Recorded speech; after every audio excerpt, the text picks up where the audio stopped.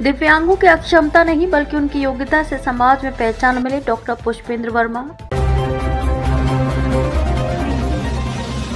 आज विश्व दिव्यांगता दिवस को प्रतिभा दिव्यांग संस्थान मट्टन सिद्ध में धूमधाम से मनाया गया। इस अवसर पर मुख्य अतिथि के रूप में डॉक्टर पुष्पेंद्र वर्मा ने शिरकत की। इस अवसर पर पहुंचने पर संस्थान की संस्थापक सपना देवी, सुनील कुमार, रसाल सिंह ने मुख्य अतिथि का स्वागत किया और उन्होंने टोपी व शॉल पहनाकर मुख्य अतिथि को सम्मानित किया। इसके बाद दिव्यांग बच्चों ने अपनी दिव्य शक्ति को दिखाते हुए रंगारंग कार्यक्रम प्रस्तुत किए, जो कि वहां मौजूद सभी लोगों ने बहुत ही सराहे। इसके बाद मुख्य अतिथि डॉक्टर पुष्पेंद्र वर्मा ने अपनी संबोधन में सबसे पहले सबको विश्व दिव्यांग दिवस की बधाई दी और उसके मनाने के पीछे कारण बताते हुए कहा कि इस धरती पर भगवान ने किसी भी जीव को भेजा है तो इसका अर्थ है कि उसका इस धरा पर कोई ना कोई महत्वपूर्ण योगदान है और इस योगदान को हमने ध्यान में रखते हुए इन दिव्यांगों की अक्षमता को नहीं बल्कि योग्यता को पहचाना है और इस योग्यता को पहचान कर हमने उसमें निखार लाना है ताकि हम उनको अपने इस रोजमर्रा के सामाजिक जीवन में शामिल करें और उनको एक सम्मानपूर्ण जीवन जीने की राह दिखाएं। इस अवसर पर बोलते हुए डॉक्टर वर्मा ने कहा कि मुख्यमंत्री भी ऐसे बच्चों की सहायता के लिए हमेशा तत्पर रहते हैं,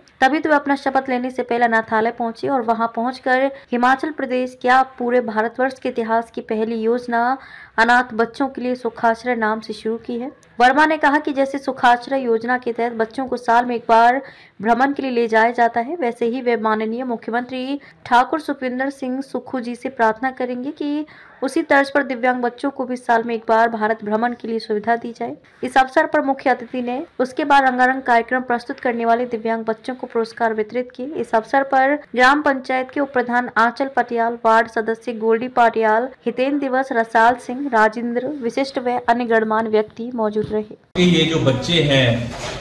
हमें इनको पहचानना है इनकी योग्यता के हिसाब से,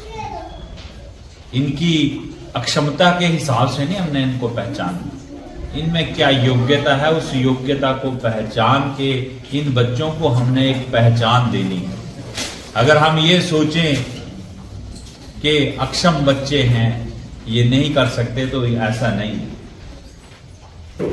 भगवान बड़े दयालु हैं, जब भी वो इस संसार में किसी भी जीव को भेजते हैं तो बड़ा सोच समझ के वो भेजते हैं